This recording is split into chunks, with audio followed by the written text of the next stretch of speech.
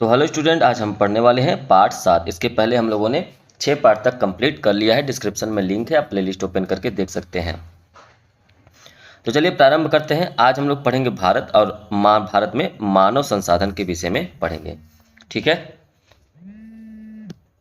करते हैं उसे साधन कहते हैं। जैसे पढ़ने लिखने के लिए हम किताब, कॉपी, पेन आदि का प्रयोग करते हैं, तो ये सब पढ़ने के साधन हैं। इन्हें हम शैक्षिक साधन कहते हैं।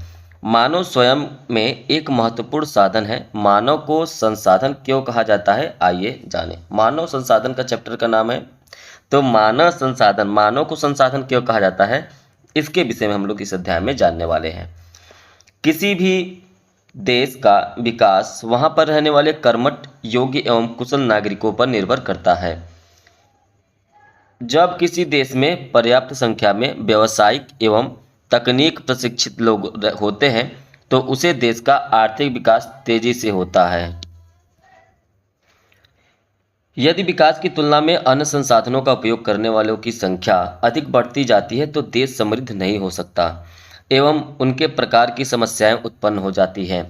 बढ़ती हुई जनसंख्या किसी भी देश के लिए चिंता का विषय होती है। यदि यहाँ के लोग कुशल एवं योग्य हैं, तो वे उस देश के लिए उपयोगी संसाधन बन जाते हैं। जनसंख्या की इस स्थिति को अनुकूलतम जनसंख्या की स्थिति कहा जाता है। अनुकूलतम जनसंख्या जनसंख्या की वह स्थिति है जो देश में उपलब्ध भूमि, सुविधाओं एवं अन्य प्राकृतिक संसाधनों पर दबाव न डालती हो। मतलब जितने चादर हैं उतने ही फैलाएं, ऐसी बात इस लाइन में कही गई है। अगर जनसंख्या उतनी है जितना वहाँ का ज़मीन है, जितना वहाँ की सुविधा है ना, जितना अनुकूल संसाधन है, तो बहुत ही अच्छी बात है। इसको हम लोग अनुकूलतम जनसंख्या कहते हैं। लेकिन यदि वहीं ज़्यादा होने लगती है तो दबाव बढ़ने लगता है, तो उसको हम लोग प्रतिकूल जनसंख्या कहेंगे। तो यही चीज़ यहाँ पर लिखा गया है कि आप बता सकते हैं कि प्रतिकूल जनसंख्या की स्थिति क्या होगी। तो जब जनसंख्या की वह स्थिति जो देश में उपलब्ध भूमि, सुविधा और अन्य जो भी संसाधन है, प्राकृतिक संसाधन, उस पर दबाव पड़ने लगे, मतलब उसका उपयोग का हनन होने लगे, तब जाकर यह प्रतिकूल जनसंख्या की स्थिति हो जाती है। अगर किसी देश की जनसंख्या वहां पर उपलब्ध संसाधनों की क्षमता से अधिक होगी, तो वहां के विकास में बाधक होगी। जाहिर सी बात है, जनसंख्या बढ़ेगी तो चीज़ों की मांग बढ़ेगी। मांग बढ़ने पर वहां के संसाधनों का हनन होने लगेगा। अब बात करते हैं भारत की जनसंख्या पर। जनसंख्या की बात हो रही है तो भारत की जनसंख्या, ठीक है, वर्ष 2011 में भारत की कुल जनसंख्या लगभग 121 करोड़ थी। विश्व में चीन के बाद सबसे अधिक जनसंख्या भारत की ही है। 1951 से 1981 की अवधि में जनसंख्या की निरंतर और तीव्र वृद्धि हुई। इस कारण खाद्यान्न आपूर्ति तथा चिकित्सीय सुविधाओं में सुधार होना रहा, जिससे मृत्यु दर में कमी आई। जन्म दर की तुलना में मृत्यु दर में कमी होने के कारण ही जनसंख्या में परिवर्तन हुआ है ना। मरने वालों की संख्या कम है और पैदा होने वाले की संख्या ज़्यादा है, तो जनसंख्या बढ़ेगी ही। प्रति 1000 की जनसंख्या पर जन्मे जीवित बच्चों की संख्या को जन्म दर कहा जाता है ना। 1000 की जनसंख्या हो और तब उसके बाद एक बच्चा जन्म लेता है, तो उसे हम लोग जन्म दर कहते हैं। और प्रति 1000 की जनसंख्या पर मरने वालों की संख्या को मृत्यु दर कहते हैं। जब 1000 की जनसंख्या पर एक मृत्यु होती है, तो उसे हम लोग कहते हैं मृत्यु दर। जन्म दर पर नियंत्रण के लिए सरकार ने परिवार नियोजन की विभिन्न योजनाएं लागू की हैं। भारत की लगभग आधी जनसंख्या उत्तर प्रदेश, महाराष्ट्र, बिहार, पश्चिम बंगाल, तमिलनाडु और मध्य प्रदेश राज्यों में निवास करती है। शेष जनसंख्या 22 राज्यों और 8 केंद्र शासित प्रदेशों में रहती है। भारत की जनसंख्या का लगभग छठा भाग अकेले उत्तर प्रदेश में रहता है। उत्तर प्रदेश की जनसंख्या की वृद्धि दर राष्ट्रीय वृद्धि दर से अधिक है। यहाँ पर एक पॉइंट है, इसको आप ध्यान रखिएगा कि 2011 की जनगणना के अनुसार उत्तर प्रदेश की जनसंख्या जो थी वो 19.9 करोड़ थी, लगभग सिर्फ 20 करोड़ थी। अब आगे बात करते हैं मानव संसाधनों के संगठन। मानव संसाधनों के संगठन से तात्पर्य है कि उस देश की जनसंख्या की मूलभूत विशेषताएं, जैसे आयु, लिंग, साक्षरता, जनघनत्व, जीवन स्तर आदि। मानव संसाधनों के संगठन में उस मूलभूत जो विशेषताएं होती है जनसंख्या की, जैसे आयु, लिंग, साक्षरता, जनघनत्व, जीवन स्तर, लिंगानुपात का मतलब क्या होता है कि इसका तात्पर्य, मतलब लिंगानुपात का तात्पर्य कुल जनसंख्या, है ना, कुल जनसंख्या में स्त्री पुरुष अनुपात से है। इसे प्रति हजार पुरुषों के पीछे स्त्रियों की संख्या से व्यक्त किया जाता है, मतलब 1000 पुरुष पे कितने जो है महिलाएं हैं, यह अनुपात दिखाया जाता है लिंगानुपात में। मान लीजिए किसी देश का लिंगानुपात 1000 है, तो इसका अर्थ हुआ कि उस देश में स्त्री और पुरुषों की संख्या बराबर है, मतलब 1000 स्त्री है और 1000 पुरुष है। यदि लिंगानुपात 1100 है तो इसका अर्थ यह हुआ कि उस देश में 1000 पुरुषों पर 100 स्त्रियों की संख्या अधिक है। 1100 का मतलब ये हो गया कि आप इसको कैसे काउंट कर सकते हैं, देखिए आप इधर लिख लीजिए मेल, मतलब और इधर लिख लीजिए फीमेल, ठीक है, इधर मेल हो गया और इधर क्या हो गया, फीमेल हो गया। तो लिंग निर्धारण में हमेशा 1000 पुरुष रखिए, क्या रखिए, 1000। तो यहाँ पर देखिए लिखा गया 1100, 1100 का मतलब ये हो गया इस 1000 में से माइनस कर दीजिए, बचा कितना, 100। तो याद रखिएगा ये जो 100 आया है सिर्फ फीमेल नहीं आया है, इसका मतलब ये है कि 1000 तो पहले से ही था, इसमें ये जो 100 है ये ज़्यादा है 1000 पुरुषों के हिसाब से। दूसरी भाषा में आप इसको ऐसे समझ ले सकते हैं कि यदि आपसे कहा गया कि लिंगानुपात 1100 है, इसका मतलब दोनों तरफ 1000 1000 कर दीजिए, ठीक है। अब 1100 है तो ये जो ज़्यादा है ये महिलाओं की तरफ ही बढ़ाइए, पुरुष हमेशा 1000 ही रहेगा, इसमें कुछ भी बढ़ाना और घटाना नहीं है ना। तो यहाँ पर जैसे मान लीजिए 1100 है, इसका मतलब इसमें हम लोग क्या करेंगे, जाहिर सी बात है 100 जोड़ेंगे तभी ये 1100 होगा, तो 100 जनसंख्या फीमेल की अधिक है, ठीक है। ऐसा नहीं है कि जो है पुरुषों की जनसंख्या कम नहीं होती है, ठीक है, इसके विषय में भी अभी आगे देखेंगे। तो यहाँ पर आपको पता चला यदि लिंगानुपात 1000 से कम है तो इसका अर्थ यह हुआ कि लिंगानुपात स्त्रियों के प्रतिकूल है, यदि स्त्रियों की अपेक्षा पुरुषों की संख्या अधिक है, ठीक है। तो जैसे भारत जनगणना 2011 के अनुसार भारत का लिंगानुपात 943 है, ठीक है। 943 होने का मतलब ये हो गया कि इधर तो आपका 1000 है ही, इधर तो 1000 है ही, अब इसका मतलब इधर क्या हो गया, 943 हो गया, सिंपल चीज है, ठीक है।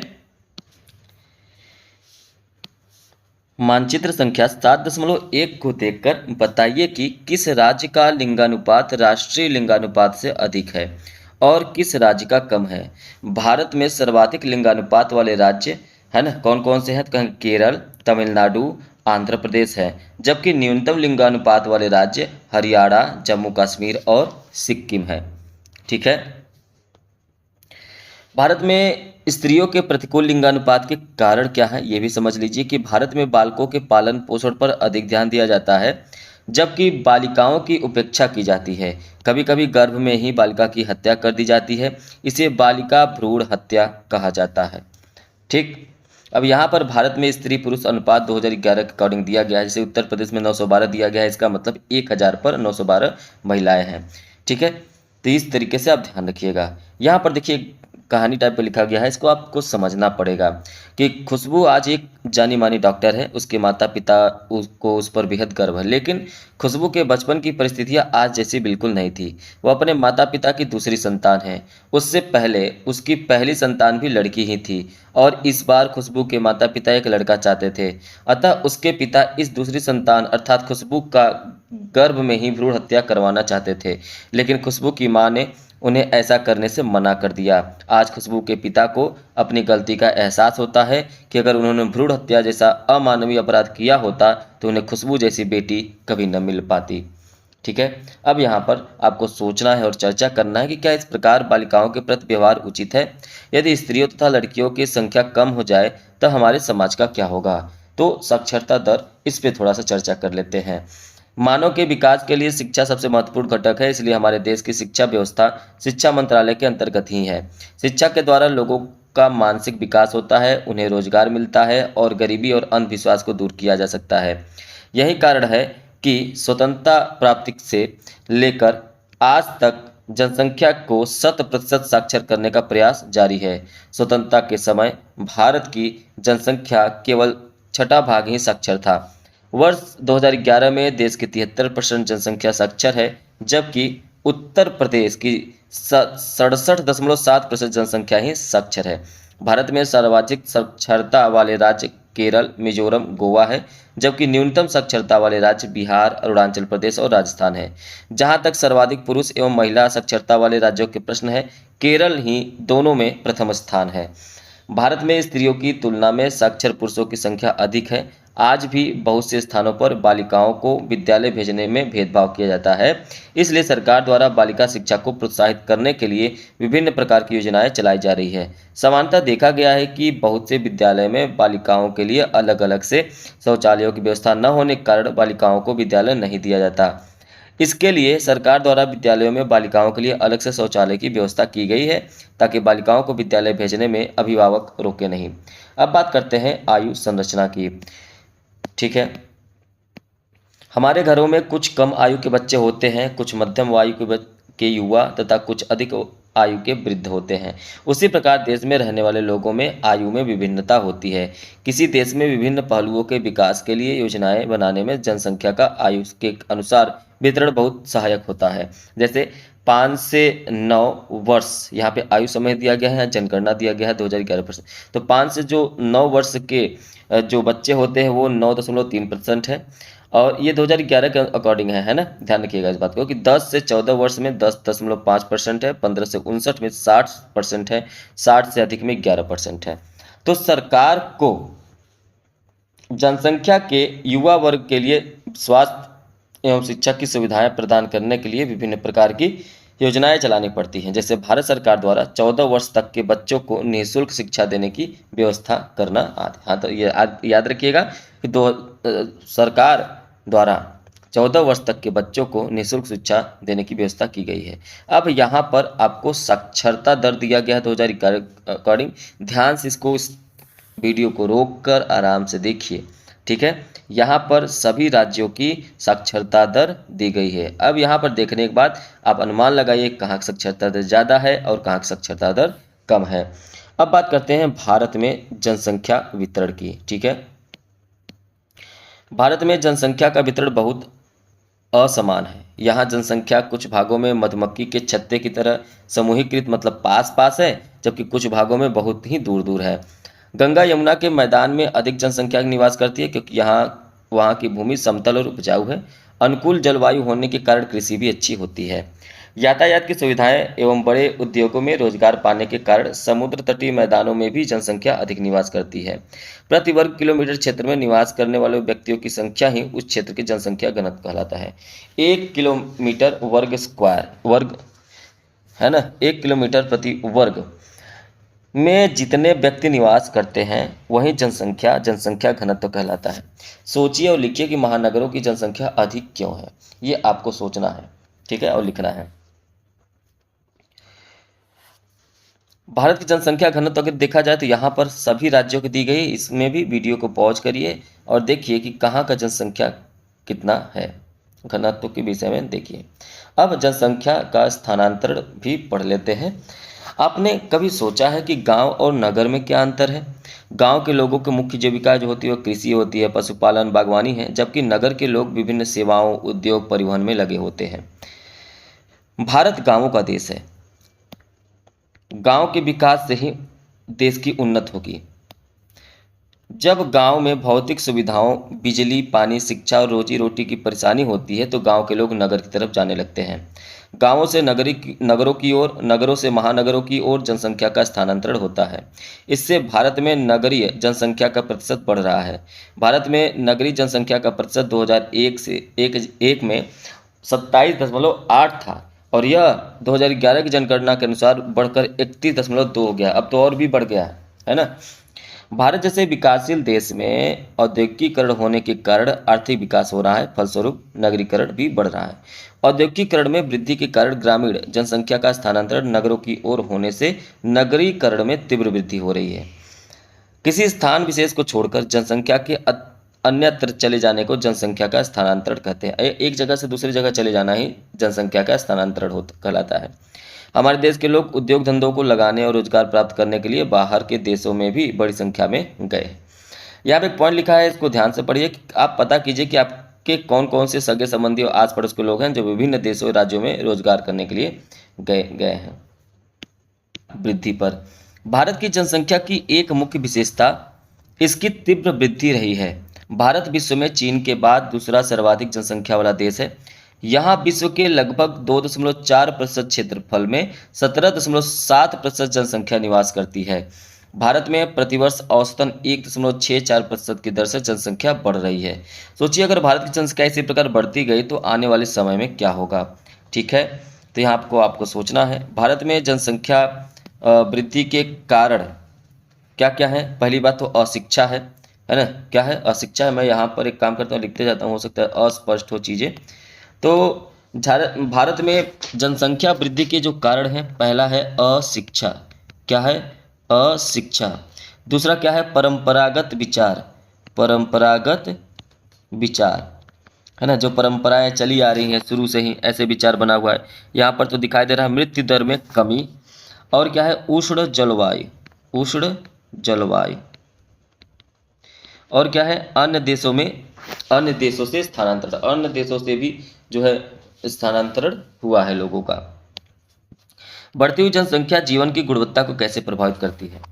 देश की अर्थव्यवस्था और जनसंख्या के आकार में घनिष्ठ संबंध होता है। जब देश की जनसंख्या वृद्धि दर अधिक होती है तथा आर्थिक विकास से कृषि उद्योग आदि की दर ऊंची नहीं होती, तब आर्थिक दृष्टि से कमजोर हो जाता है देश एवं प्रति व्यक्ति आय में कमी हो जाती है, जिससे रहन सहन का स्तर गिरता है।